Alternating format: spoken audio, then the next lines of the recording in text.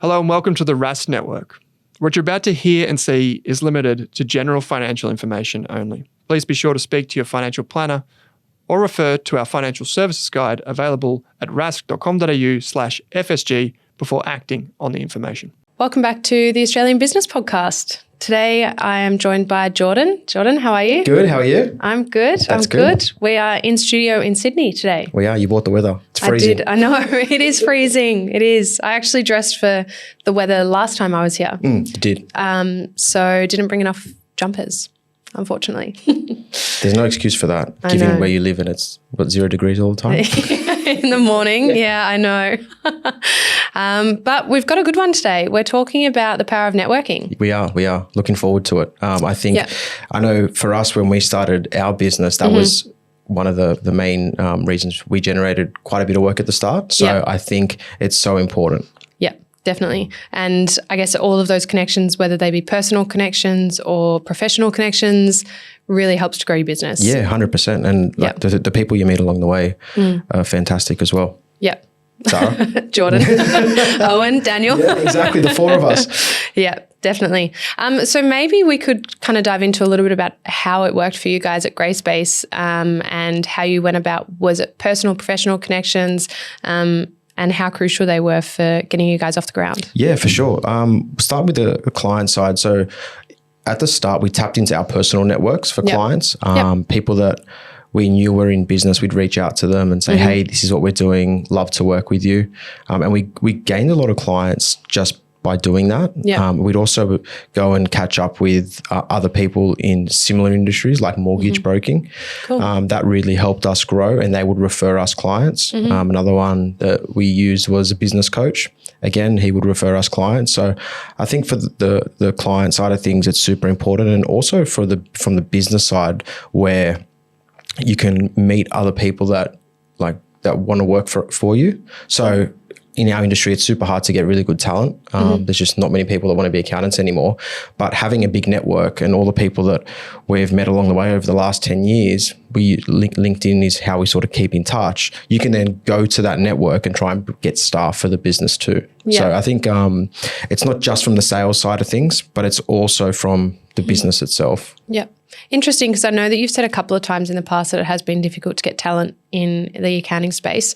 Just out of curiosity for my own knowledge, what drove you to get into accounting?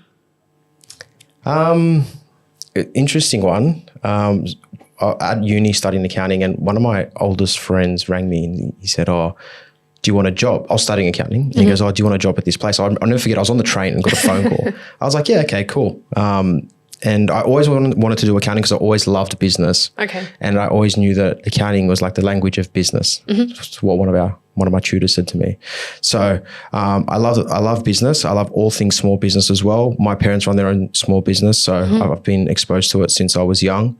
Had my own little lemonade stand as well when I was a kid. Nice. At the front of our house. Very cute. Because we lived on the street of the school we went to. So mum and dad were purchasing lemonade. It was a good business, made 100% profit margin because mum paid for everything. But yeah, I enjoy talking to people. I enjoy helping people. As accountants, we're privy to people's life journey, I guess, from the financial side of things, where you see them start as a sole trader, then they go into a company, then they start to acquire assets and build their own personal wealth. And I really enjoy in that journey and being a part of that journey. Yep. Nice. Cool. That's awesome. Why did you get into marketing, Zara? That's a good question. I mean, to be honest, I actually started in a degree of, I can't even remember what it was, but it was like biology and medical science or something. Yep. So I went to uni and I was doing, like a Bachelor of Science, and I did my first semester, I did biology, I did psychology, I did maybe chemistry, and then it got to like semester 2 and I had to do physics. And I went into the first session, like the first seminar, and I was like, absolutely not. Yep. This is not me. Later. I don't want to do this. And the first kind of term or semester was a lot of like lab time. And I was like, I think I'm too much of a people person to be in a lab on my own. And I think I want to be out there connecting with people. obviously I'm 18, so I actually also have no idea what I want to do. But at this point I was like, great, I want to talk to people. I'm going to get into journalism. And so then I went from a Bachelor of biomedical science into a Bachelor of journalism and creative writing and PR, because there was a part of me that was like, I want to write a book. I want to talk to people. So I got through that. And then I was like, actually, I don't want to be a journalist. I was working in retail at the time, and I was really into like visual merchandising in the business. And my mum also had her own business and had for, 15, 20 years while we were growing up.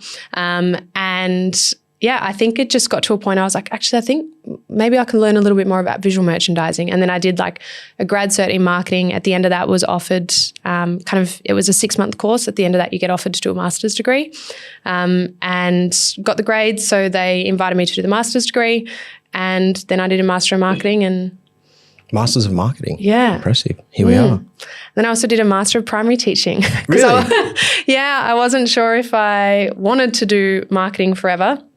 I think my biggest passion lies in educating and sharing information with people and like helping to pass on knowledge. And so I think that's where when I reflect on it, I think that's where like the education component came from. Yeah. That I just like sitting with people, helping, I guess, seeing someone's knowledge go from, similar to how you see like people's journey, I guess, go like a financial kind of journey. I guess mine was an understanding of seeing people go from not understanding a concept to then grasping a concept to then being able to execute or like master the concept.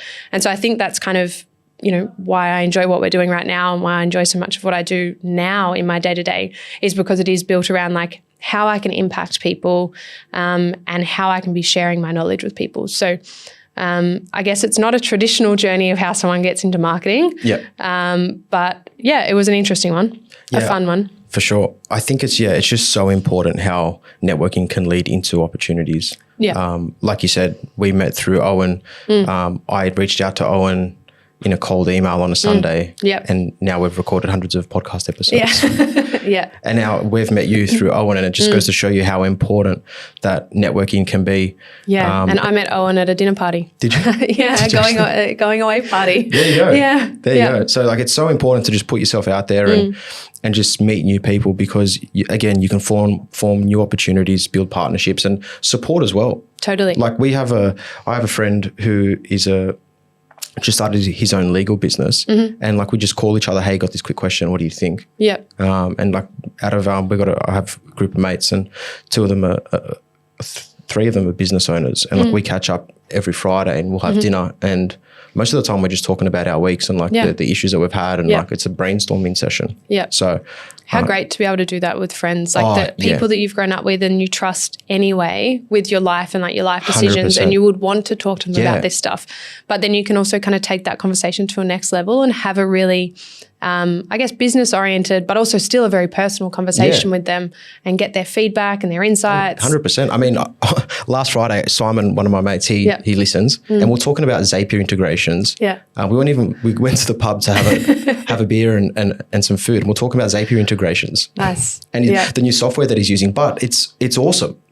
It's and it's so awesome when your friends can be so interested in that kind of stuff as well, and you can have those. You're involved in their business, and you want to know more about their business, and you can kind of give them advice and support. And I think the benefit also is because it's from so many different perspectives. Like you guys run different businesses in different industries, so like the way that you're coming at certain problems or challenges, I think it's important because then you've got all of these different perspectives in that conversation. 100%. And that just goes to show you why it's so important. I know, yes, we're friends, but even if we weren't and it was just someone that we met, again, bouncing those ideas off someone, like the Zapier integrations, having a new software for his business and whatever it may be. It's just so important to bounce ideas of different business owners and just in life in general. Yeah, absolutely. And I mean, it's probably like a perfect segue into the free community that we've just created as well. Yeah, true. Through Inflection. So, and I know we've kind of spoken about it in a couple of episodes, but we used to be using Kajabi and now we are using Circle.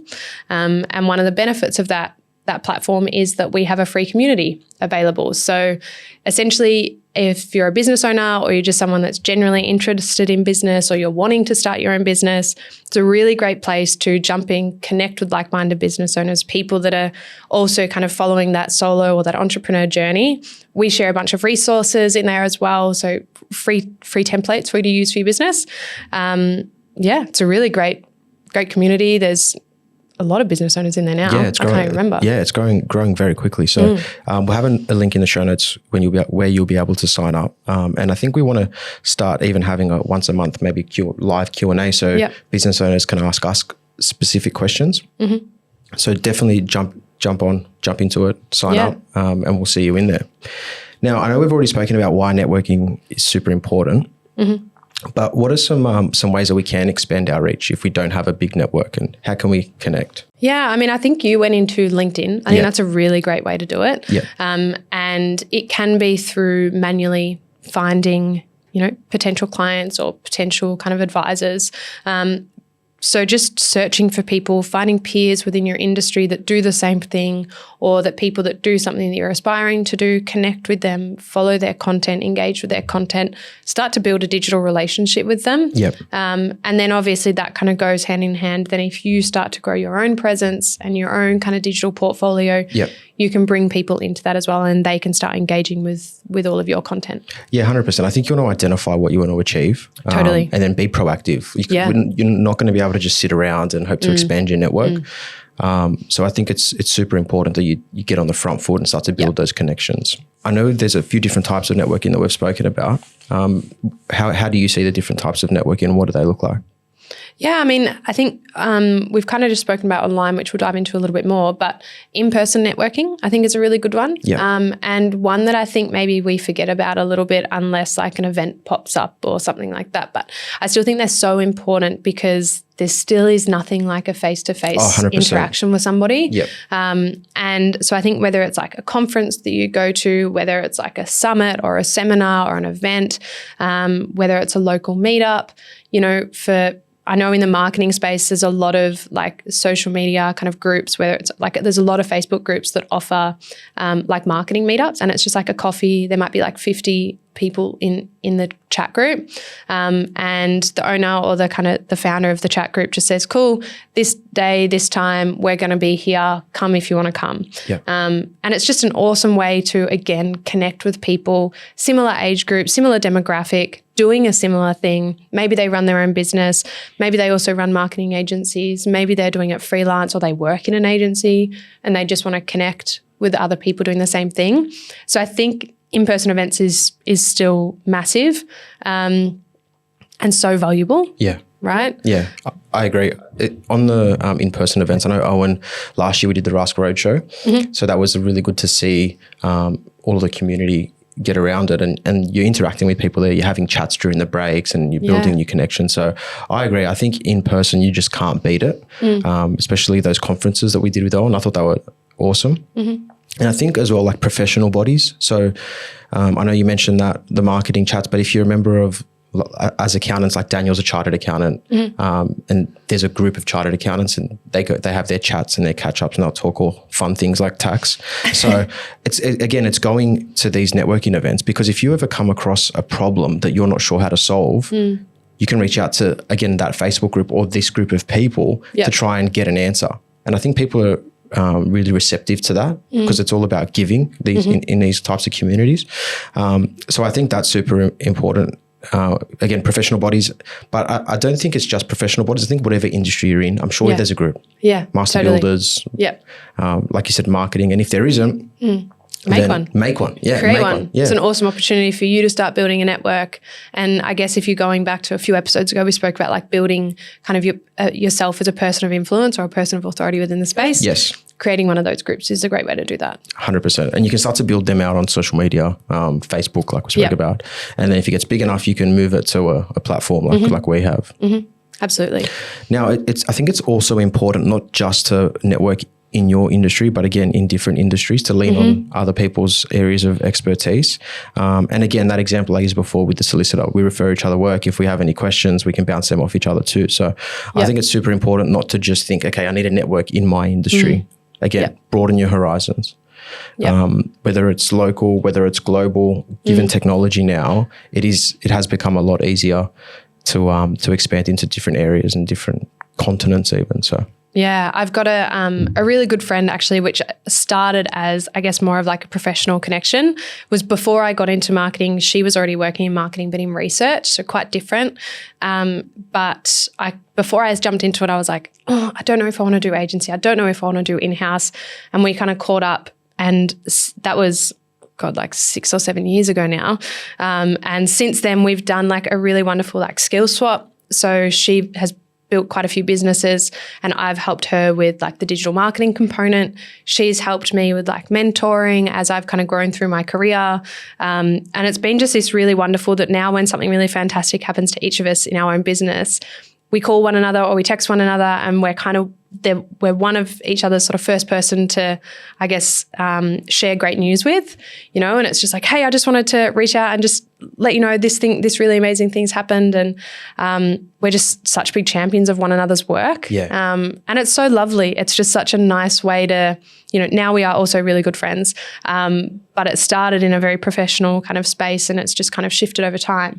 And yeah, I just feel like you can be so lucky to have those people in your network, particularly professional, same industry, different industry. For sure. And I think if your in-person connections, lack of a better word, if that's small, then be consistent on things like LinkedIn. Yeah. Follow 10 people a day and start a conversation. Yeah.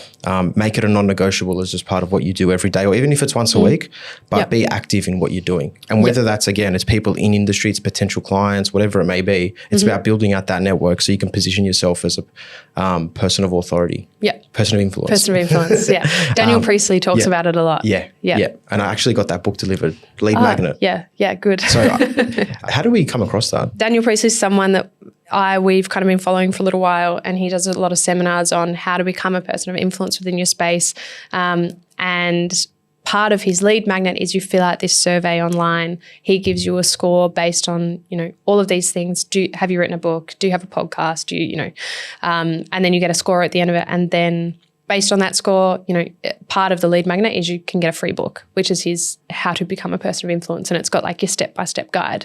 And yeah, you ordered it 3 weeks ago, last time I was up here. Yeah. And it came, which saved me $30. So thank you for that.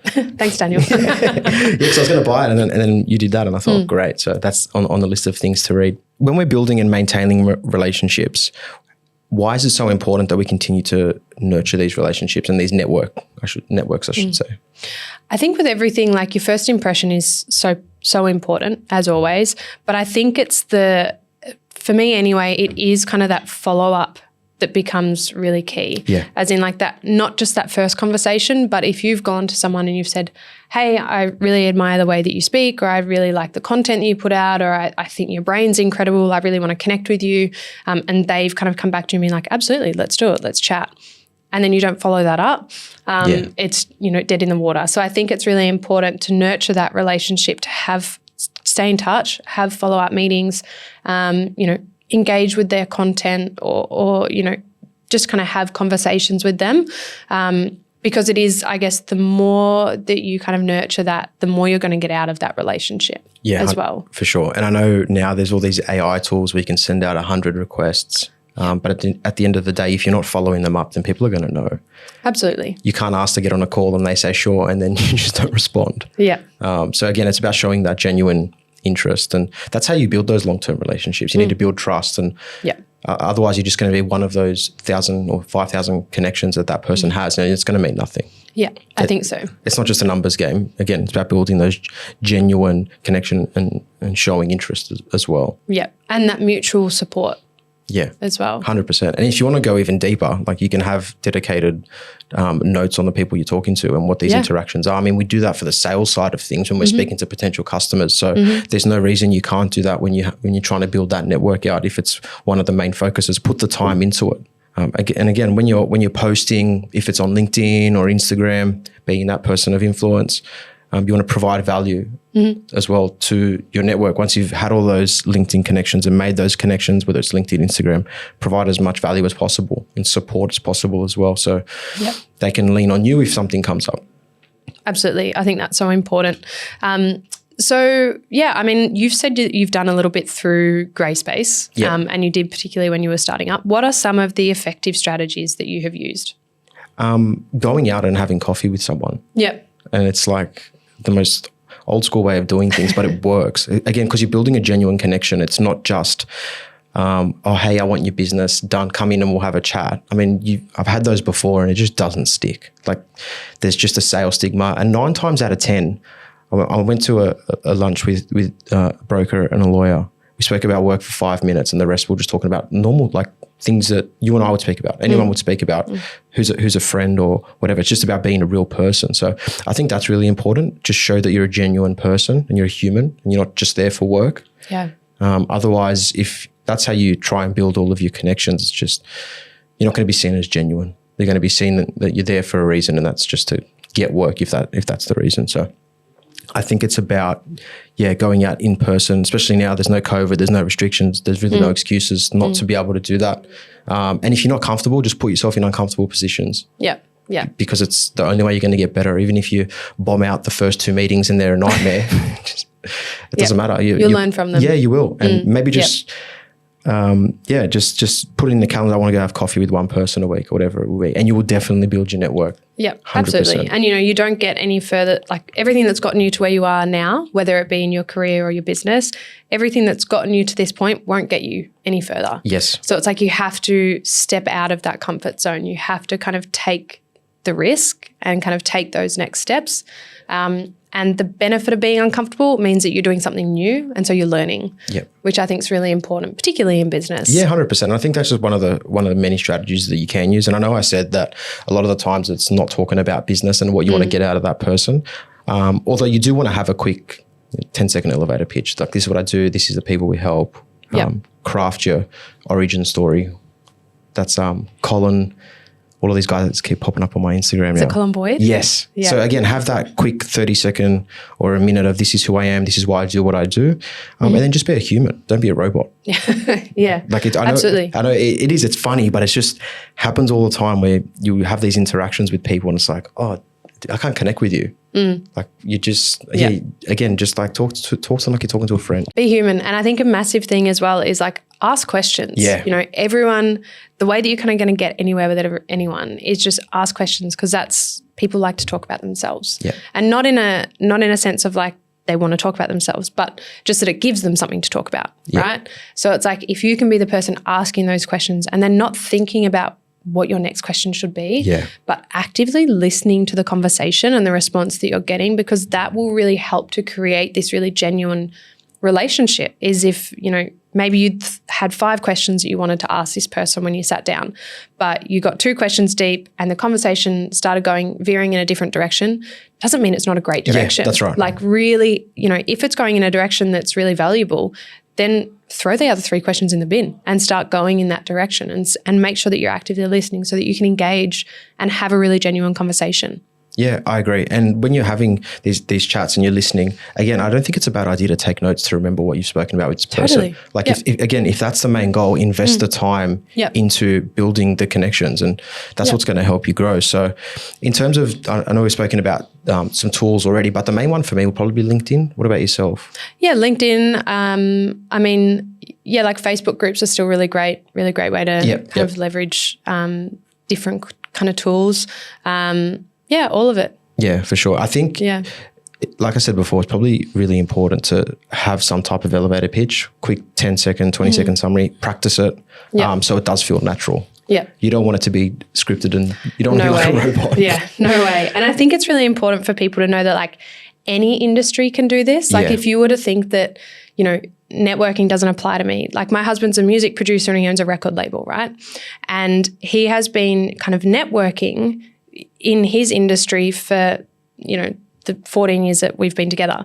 And so it's like he found someone that he really connected with that had been in the space that was a little bit older than him, really respected what he did. So he went and had a coffee with him like 10 years ago, and now they write music together. There you go. And it was just such a genuine interaction initially, and it was a coffee date. And he was like, I really love your music. I really love, what you do. I like how you write. I like your mindset. Can we get together and just chat? And it was a really genuine conversation.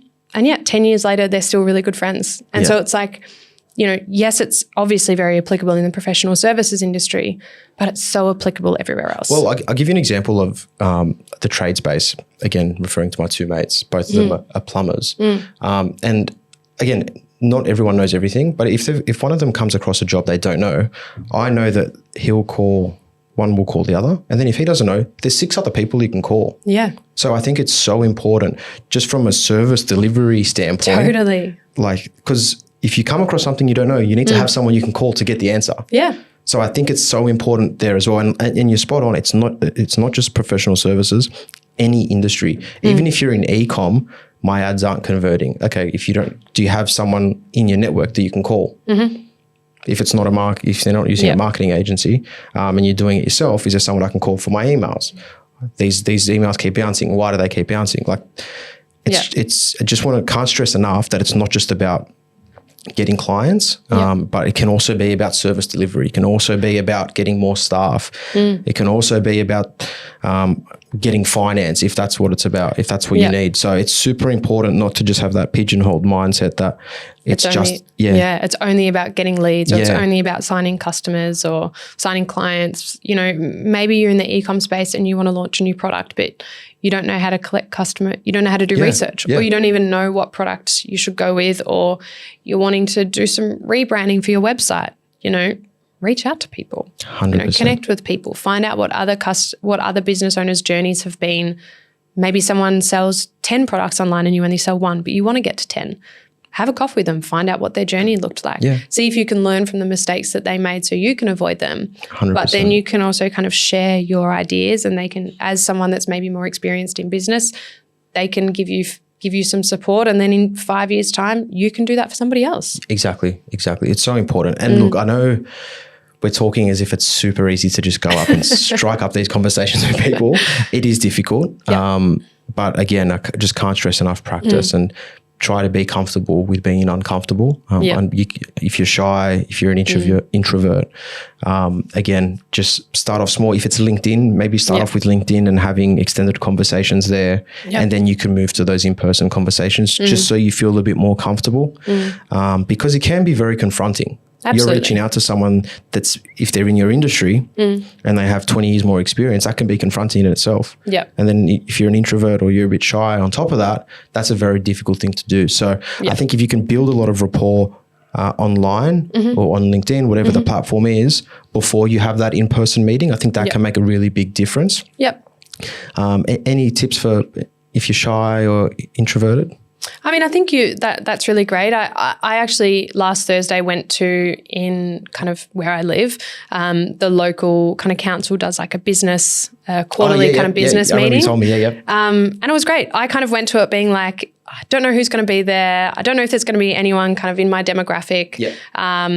I don't really know what to expect, but it's kind of, this event happens every quarter. There would have been maybe 50 business owners there. Oh, wow. Yeah. Wow, okay. Crazy. And across so many different industries. There was heaps of hospo because there's a lot of hospitality in our area.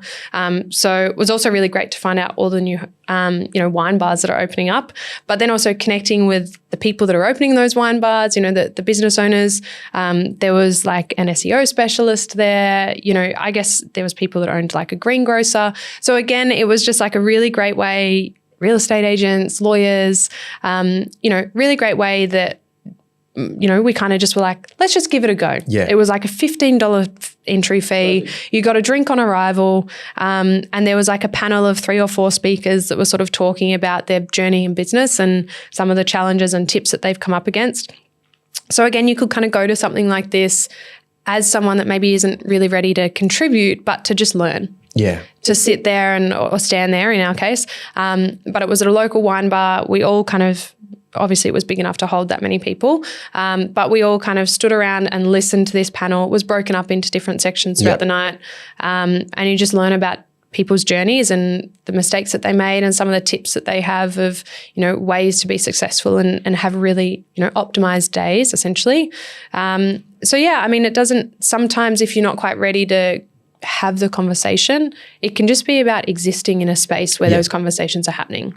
Couldn't agree more. And I've been to something a bit similar, and during the breaks and whatnot and the intermissions or whatever you call them, you're going to talk to the person next to you. Yeah, of course. And if you don't want to, they're just going to talk to you anyway. Because I've been to them before, and Yes. like everyone, I think the barriers are brought down when you're there as well. Yeah. And I think that can really help with the shyness. I think it's a really important thing, not to just develop as in business, but in life as well, to be able to talk to people. I think the benefit of those events is that people are there to talk about business. That's right. Like the sole purpose of those 48 people that were there, it was just because they all own a business or they run a business and they want to network. Like that's the primary source of everyone existing in that space.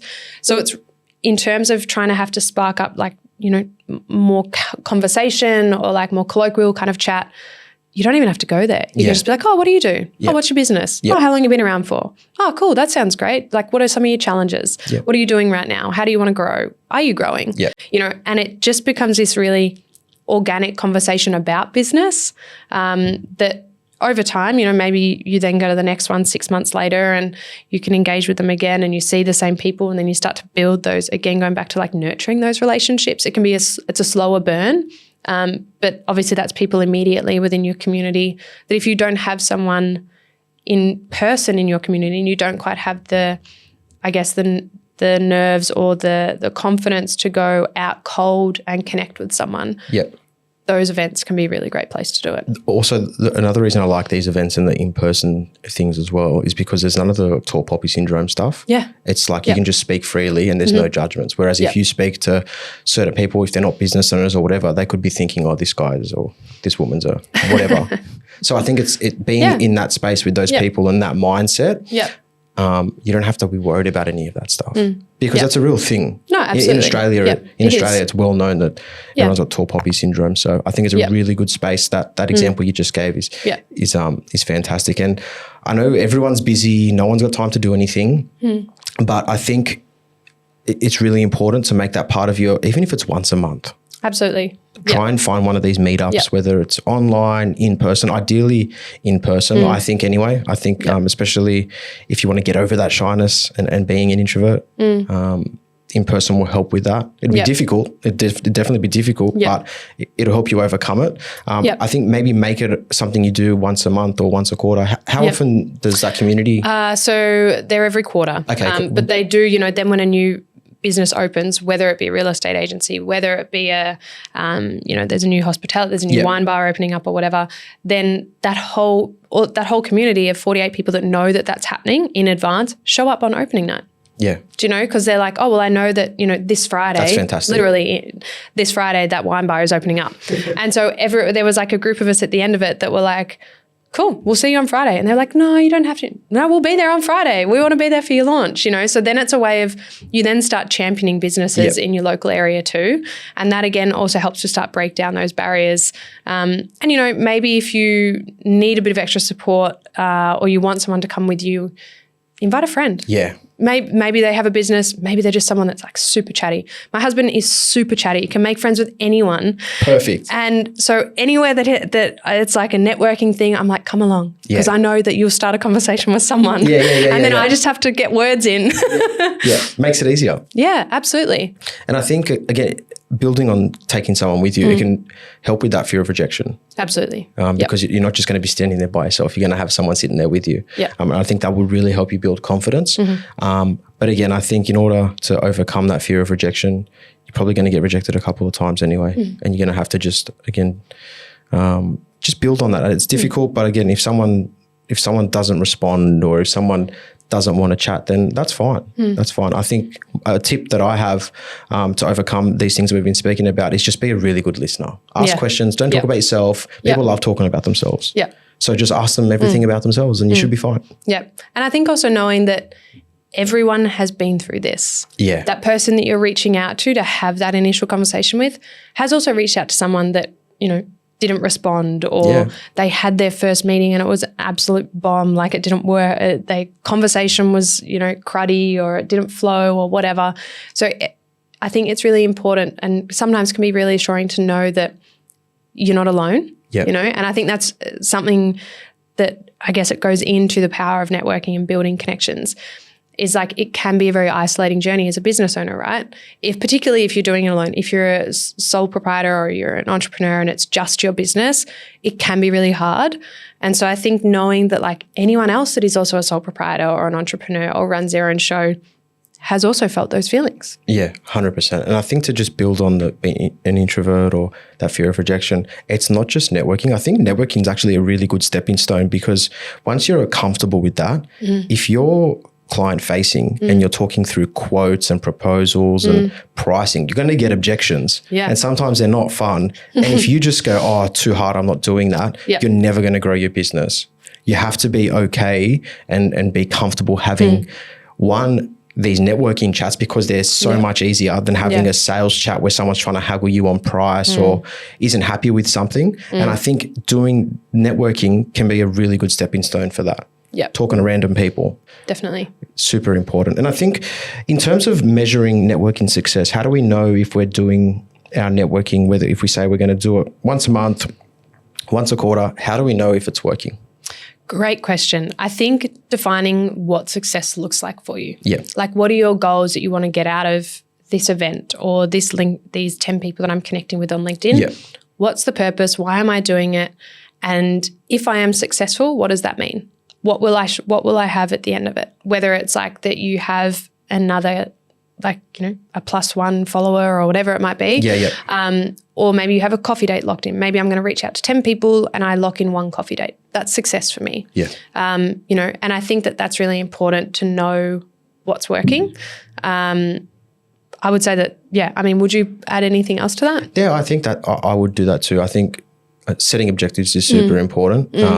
Again, if it's 10 friend requests or LinkedIn requests, whatever you call them, a day or a week, and then having like proper conversations, not, hey, thanks for connecting, looking forward to following your journey, whatever pre-populated crap they give you. Again, set objectives, have a tangible figure to it as well. Otherwise, if it's just fluff, you're not going to do it. Yeah. Whether it's 10, like I said, 10 LinkedIn requests, reach, and then 2 phone calls after you've started to talk to these people for a week or 2 weeks. The good thing about technology is it's really helped with keeping a record of these chats, so you can see what's going on and what you're talking about. Yep. And then if things aren't working, well, you need to A/B test. Yeah. Yeah, we love A/B testing. We love A/B testing. Yeah. Adjust the strategy. If it's not working, if the platform's not working, if you're not getting any responses, it might not be the platform, it might be the way that you're connecting with the people. It might be the message that you're sending if it is a LinkedIn message. You know, go and test some new things. Don't just wipe it off and say, okay, well, I sent a message to 10 people, no one replied, LinkedIn's garbage and it doesn't work. That's not the case. You know, maybe you just have let's get real, but maybe you haven't executed very well. Yeah, I think, maybe your execution was a bit sloppy. Maybe your message was too salesy. Maybe it wasn't genuine enough. Go back, get real on why you think it didn't work and try something else. I couldn't agree more. Like, you need to self-reflect when doing this stuff too. Yeah, and absolutely. You can't say it hasn't worked if you've tried to do something for 20 minutes or an hour. Like, spend 100 hours on it and then we'll listen to you. Yeah. I think self-reflection is massive. I mean, in business it's huge. You have to reflect, you know, on a daily basis, really, like what's worked, what hasn't worked. I had this conversation, it didn't go well. Why didn't it go well? How can I do that better? You know, I set up this plan or I did this strategy and the client didn't like this part or they loved this part. You know, why did someone love something? Why did someone connect with something? Why didn't they connect with something? So important. Self-reflection is, you're spot on. In business, it's so important, because if you think you know everything, you're never going to grow the business. Yeah. So it's so important in networking, even in business as a whole, you constantly need to be self-reflecting. Yeah. So important. Yeah, I agree. Awesome. We covered a few things there. Just to summarize, why networking is important, the different types of networking. We spoke about in-person, online, communities, professional communities, building and maintaining relationships, what that looks like if we do want to reach out to people, we want to follow them up, and then how we can build those longer-term relationships, and then what effective networking looks like. And we spoke about having that elevator pitch or being an active listener, and being able to leverage technology like LinkedIn to see where these potential connections are sitting. And overcoming some shyness challenges. Shyness, if you're an introvert, if you've got fear of rejection, bring a friend that loves to talk. Yeah. Definitely. And I think also just reminding people that we have the free community. Yes. So as a first step, if you haven't done any networking before, you're not sure how to start the LinkedIn networking, you're not quite ready to go to, a local business meeting put on by your local council, join our community. It's free. It's in the show notes. And there are over 50 or 60 business owners in there at the moment that you can connect with, you can read their ideas, you can learn from the challenges that they're facing. And over time, ideally, you can contribute some stuff to the community too. For sure. And we're answering questions as well. So if you do have a question in there or a business-related question, we are responding to them. So jump in and we'll see you in there. We've created an Instagram as well, Inflection AU it's called. So give us a follow, keep up to date with everything that we're posting. This has been a really good one, Zara. I think a lot of the things that we've spoken about too, I know, again, the focus was just on networking, but I think a lot of those little nuggets can be applied to business as a whole. Absolutely. Yep. That was a good one. Awesome. Thanks, Jordan. Thanks, Zara. Thanks for watching this video on the Rask Network. While you're here, don't forget to like and subscribe so you can get videos each and every day on business, finance, investing, and so much more.